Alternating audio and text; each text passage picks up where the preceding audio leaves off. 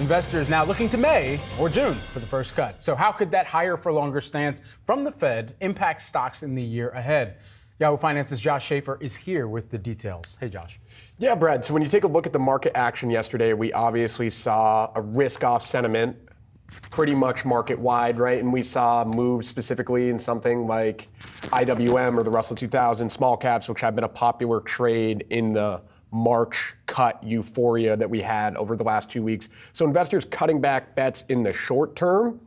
But I think in the long term, one of the key things to focus on here is not necessarily what Powell said about rate cuts, but what he said about the economy.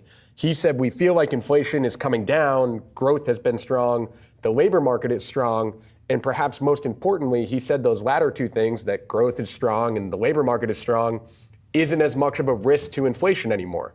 So let's think about that from a macro perspective and what we're talking about here. The Federal Reserve Chair is saying the economy is doing pretty good, and we're not that worried about it anymore. So in essence, economic good news can be good news again. And when the economy is doing well, that means companies are doing well. So in the long run, it's probably good for earnings, I think, is sort of what I'm getting at here. Josh, let's play devil's advocate, right? Because there is certainly a lot of reason to be optimistic, right? The economy holding up much better than expected. We haven't seen the job losses that maybe the Fed had braced much of Wall Street for. But is there some downside risk just in terms of the fact that if we do see a further delay in rate cuts, what that could mean then for investors? Yeah, that's the key question here now, right? Is, okay, we've been doing well.